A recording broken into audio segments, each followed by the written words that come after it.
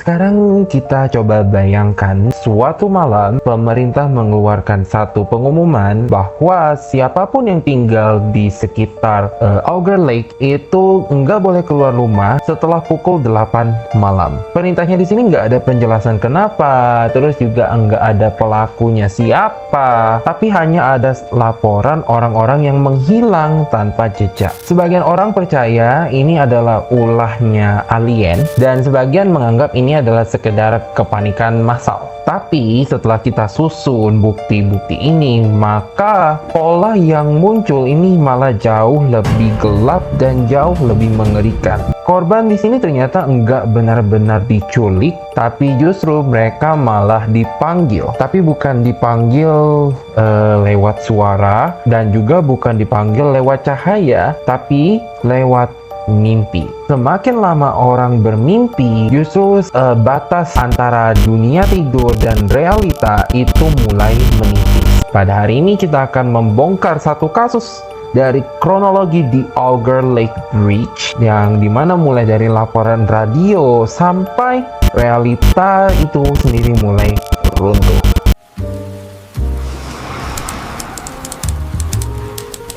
Status penyelidikan kita pada hari ini tercatat sebagai archive. Status archive ini bukan berarti kasus ini sudah selesai. Justru penyelidikan ini diberhentikan karena lokasi investigasi itu sudah tidak dapat kita percaya. Rumah korbannya sudah hancur, batas antara mimpi dan kenyataan itu sudah mulai hilang, dan entitas utama itu sudah berhasil menembus realita. Seluruh kasus ini bermula di sebuah kawasan bernama Auger Lake, yang dimana tempat ini tiba-tiba dipenuhi dengan banyak laporan orang hilang. Tapi di sini enggak ditemukan mayat, enggak ditemukan pelaku, dan juga enggak ada saksi. Yang tersisa itu hanya ada satu aturan sederhana, yaitu jangan keluar rumah setelah pukul 8 malam. Menariknya, di dalam Alkitab, setiap peringatan Tuhan itu selalu tujuannya satu, yaitu melindungi umat-umatnya. Sebaliknya, kuasa gelap justru memakai rasa takut untuk mengendalikan manusia. Perbedaan inilah yang sebenarnya menjadi salah satu kunci utama sepanjang investigasi kita malam hari ini.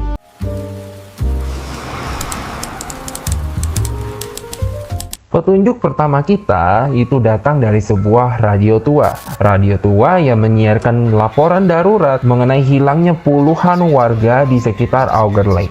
Namun setiap kali siaran masuk ke bagian yang paling penting, suara statis itu langsung memenuhi frekuensi radio. Dan pada saat yang sama, lampu di rumah itu mulai ikut padam. Gangguan ini bisa dibilang terlalu konsisten untuk dianggap satu kebetulan. Kenapa? Dua sistem yang berbeda di sini itu mengalami intervensi secara bersamaan. Artinya, ada sesuatu yang mampu mempengaruhi lingkungan di sekitar rumah ini.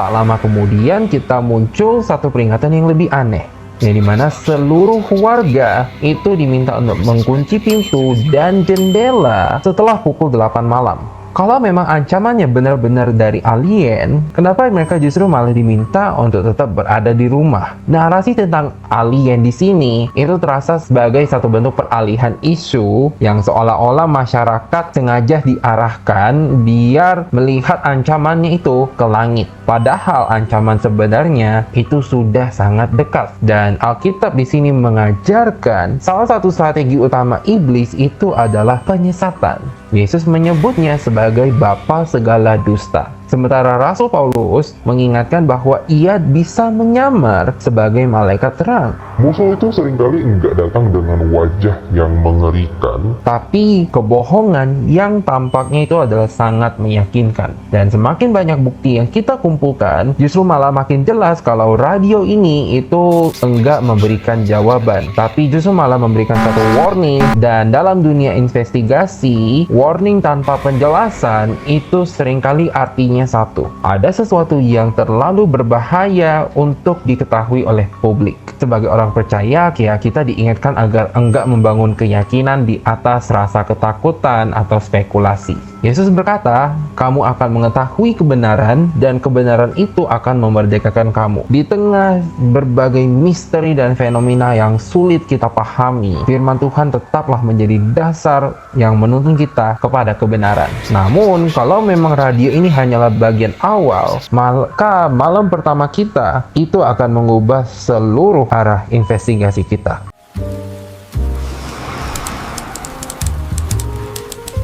Malam pertama menjadi titik balik penyelidikan kita hari ini. Di sini kita nggak bermimpi seperti biasanya. Kita memasuki sebuah lorong yang panjang, lorong yang gelap, sunyi, dan juga di ujung lorong ini itu hanya ada satu pintu merah. Yang membuatnya berbeda dari mimpi-mimpi kita itu adalah kita sadar kalau kita nggak memiliki kontrol terhadap mimpi kita. Padahal kalau kita lihat konsep lucid dreaming, orang itu umumnya bisa mengendalikan mimpinya. Tapi di sini itu enggak. Lorong, ruang tamu, dan juga koridor, ini semua ruangannya itu kelihatan kayak ruangan biasa pada umumnya, tapi tersusun dalam bentuk labirin. Pintu merah di sini menjadi satu-satunya jalan keluar, tetapi pintu itu terkunci. Kita harus memukulnya beberapa kali hingga akhirnya itu terbuka. Dan kalau memang seluruh simbol ini kita susun, kelihatannya itu bukan sebagai sekedar mimpi, tapi justru malah sebagai satu ruangan transit yang dimana tempat ini memang sengaja dirancang agar korbannya itu nggak sadar kalau mereka itu sebenarnya sedang dipindahkan. Alkitab mencatat bahwa Allah pernah berbicara melalui mimpi kepada tokoh-tokoh. Namun mimpi yang berasal dari Allah itu selalu mengarahkan manusia kepada kebenaran. Sebaliknya, pengalaman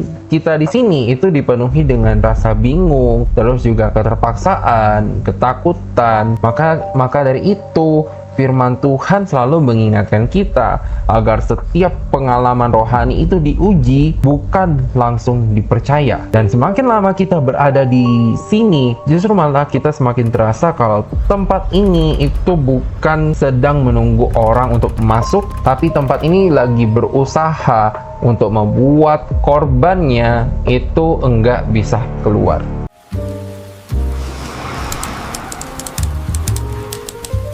Mimpi yang kedua, di sini muncul dua pesan utama, yaitu The Awakener has arrived dan Wake up, it can hear you dreaming. Kalimat kedua di sini menjadi bukti terpenting karena ini artinya entitas tersebut itu mampu mendengarkan seseorang yang sedang bermimpi. Tidur itu bukan lagi sekedar aktivitas biologis, tapi malah jadi jalur komunikasi. Kita kemudian masuk sebuah fasilitas misterius ya, yang ada rak besi, ada gudang, terus juga ada alat-alat laboratorium, mirip banget dengan pusat penelitian. Tapi pertanyaannya, apakah tempat ini benar-benar ada? Atau justru malah ini adalah representasi visual yang bisa dikatakan dari sesuatu yang lebih besar lagi? Bisa jadi fasilitas itu hanyalah sebuah metafora, tempat di mana kesadaran manusia itu sudah mulai diproses sebelum benar-benar diambil. Dan di sanalah nama entitas itu akhirnya muncul, yaitu The Awakener.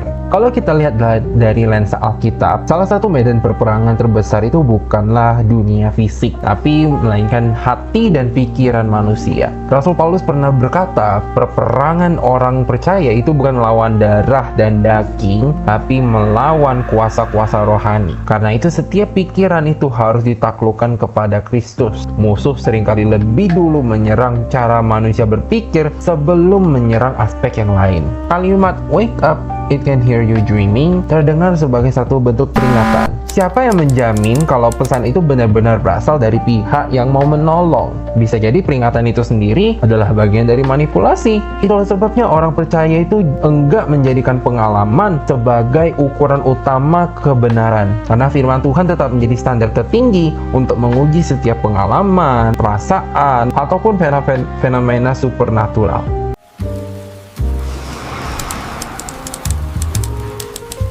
Di sini kita mulai menemukan satu tulisan, help, walkie-talkie, dan pesan darurat. Sinyal orang yang tampak mau minta pertolongan itu sekilas kelihatan seperti sebuah kesempatan untuk menyelamatkan korban. Namun polanya di sini menunjukkan hal yang berbeda. Setiap sinyal bantuan itu selalu muncul tepat sebelum manifestasi entitas. Artinya, help di sini bukanlah pertolongan, tapi ini adalah satu bentuk umpan yang dimana ketika kita melihat makhluk itu secara langsung, ya, tubuhnya itu gelap, wajahnya nyaris nggak ada bentuk, terus juga senyumnya yang begitu lebar, bisa dikatakan terlalu aneh untuk dikatakan manusia. Lalu muncul satu kalimat, "This is not a dream." Kalimat itu singkat, tapi implikasinya itu kuat. Karena sejak saat inilah, mimpi ini enggak berhenti ketika seseorang sudah mulai bangun. Entitas ini juga ikut bangun bersama dengan korbannya, terus rumah itu mulai berguncang, interiornya berubah, lingkungan sekitarnya itu sudah mulai menyerupai fasilitas, dan realita itu sudah mulai ditulis ulang. Pola ini sebenarnya mengingatkan kita dengan satu kisah, yaitu kisah Taman Eden. Sebelum manusia jatuh ke dalam dosa, ular lebih dahulu mengubah cara pikirnya Hawa dan juga cara Hawa memandang kenyataan dan mempertanyakan firman Allah.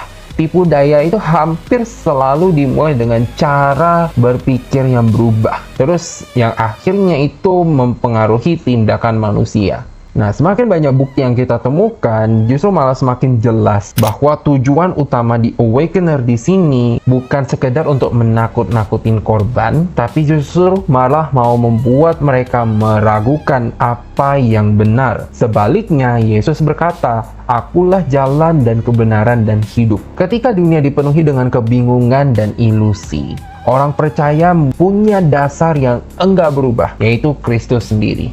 Dialah kebenaran yang menjadi jangkar di tengah segala bentuk tipu daya. Dan mungkin ini adalah tahap yang paling berbahaya dari seluruh invasi ini. Bukan ketika makhluk itu sudah muncul, tapi ketika korbannya itu sudah nggak bisa membedakan lagi mana yang realita, mana yang ilusi.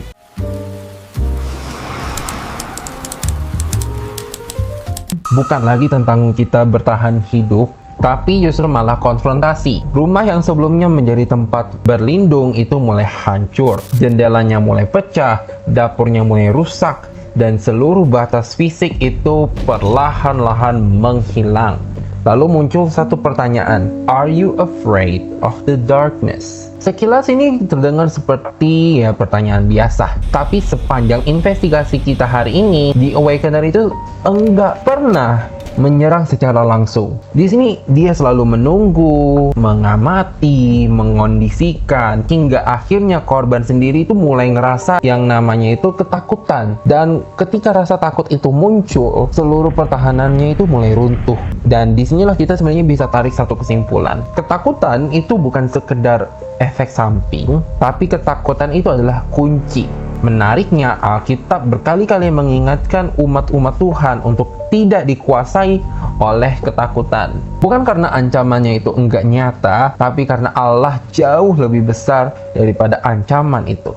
Kalimat "jangan takut sebab aku menyertai engkau" ini sudah menjadi bukti di Alkitab. Dan bahkan Rasul Paulus pun berkata, Allah tidak memberikan kita roh ketakutan, tapi roh yang membangkitkan kekuatan, kasih, dan ketertiban. Waktu rasa takut itu mulai menguasai hati manusia, penilaiannya terhadap realita pun itu sudah mulai kabur. Dan mungkin itulah sebabnya di Awakener itu nggak pernah buru-buru.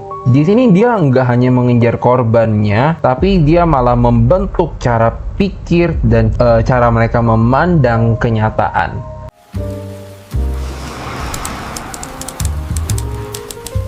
Kalau bukti ini kita susun secara kronologis, maka proses invasi di Awakener ini berlangsung dengan 5 tahap. Tahap yang pertama itu adalah deteksi. Deteksi ini ditandai dengan gangguan radio, terus juga laporan ke orang hilang. Tahap yang kedua, invasi. Waktu entitas sudah mulai memasuki mimpi korban. Tahap yang ketiga itu ada sinkronisasi. Ya, dimana saat dunia mimpi dan dunia nyata itu mulai saling mempengaruhi. Tahap yang keempat itu adalah reality bleed, yang dimana lingkungan fisik itu mulai perlahan-lahan berubah mengikuti konstruksi psikologis korban. Dan yang terakhir itu adalah manifestasi penuh, saat korban itu sudah mulai dipaksa untuk berhadapan langsung dengan entitas itu. Artinya seluruh mimpi selama ini itu bukan lagi sekedar mimpi, tapi ini adalah satu proses instalasi. Dan pola ini mengingatkan kita bahwa tipu daya itu juga jarang terjadi secara tiba-tiba. Dalam Alkitab, dosa itu sering digambarkan berkembang melalui suatu proses. Yakobus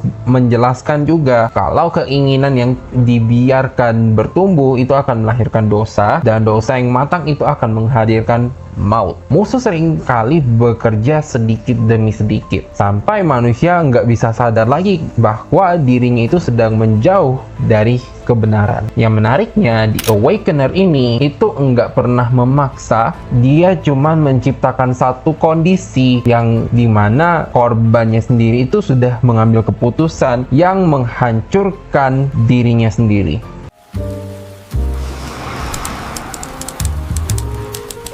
Kalau seluruh evidence ini kita bandingkan ya, maka ada satu pola yang muncul secara konsisten, yaitu ada radio yang enggak pernah memberikan jawaban, tapi justru malah kasih peringatan. Pintu merah itu bukan jalan keluar, tapi adalah gerbang untuk menuju ke tahap yang berikutnya. Pesan help itu selalu membawa korban, dan membawa korbannya itu ke dalam perangkap. Rumah yang semula menjadi tempat untuk berlindung, itu perlahan-lahan berubah menjadi bagian dari dunia entitas ini, dan di setiap tahap itu ada satu elemen, yaitu ketakutan. Semakin besar rasa takut korban, semakin besar pula pengaruh di Awakener terhadap realitas. Dengan kata lain, di Awakener itu enggak memakan tubuh manusia, tapi justru malah ia memakan cara manusia memandang realita. Di sini sebenarnya Alkitab sudah kasih peringatan yang sangat relevan. Petrus pernah berkata, sadarlah dan berjaga-jagalah, lawanmu si iblis berjalan keliling sama seperti singa yang mengaum dan mencari orang yang dapat ditelannya. Menariknya, Petrus di sini enggak hanya berkata lawanlah, tapi lebih dulu bilang sadarlah. Karena setiap kewaspadaan hilang, itu tipu daya itu jauh lebih mudah untuk bekerja daripada serangan secara terang-terangan.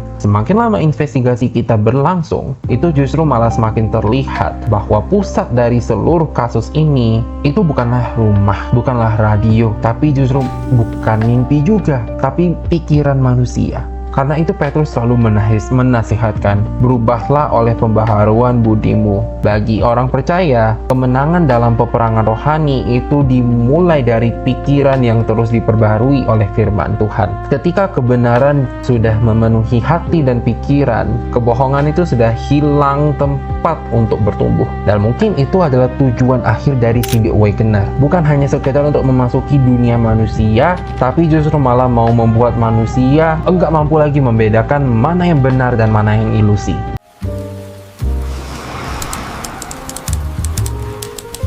Seluruh bukti sudah kita susun. Kasus di Auger Lake Bridge akhirnya memperlihatkan satu pola yang sangat jelas. Korban-korban di Auger Lake mungkin enggak pernah benar-benar hilang, tapi justru mereka malah perlahan ditarik lewat mimpi, ketakutan, hingga akhirnya batas antara kenyataan dan ilusi itu sudah runtuh. Di Awakener itu sebenarnya enggak sekedar memburu korban, ia malah mengubah cara pandang mereka terhadap kenyataan, dan waktu rasa takut itu berhasil menguasai hati mereka, proses invasi itu sudah selesai. Namun sebagai orang Kristen, kita punya satu pengharapan yang berbeda. Alkitab mengajarkan bahwa sebesar apapun tipu daya dan kegelapan tampak menguasai dunia, semuanya itu enggak pernah memiliki kuasa yang melebihi Kristus. Yesus berkata, "Akulah jalan dan kebenaran dan hidup." Dan Rasul Yohanes menulis, terang itu bercahaya di dalam kegelapan, dan kegelapan itu tidak menguasainya. Karena itu, jikalau cerita ini menunjukkan bahwa ketakutan membuka jalan bagi The Awakener, maka Injil mengajarkan bahwa iman kepada Kristus itu membebaskan manusia dari kuasa gelap. Di dalam kasih, tidak ada ketakutan. Kasih yang sempurna melenyapkan ketakutan. Ya mungkin kita nggak pernah tahu apakah sebenarnya kita itu benar-benar berhasil keluar dari Auger Lake, tapi kita tahu satu hal yang pasti, terang Kristus itu enggak dapat dikalahkan oleh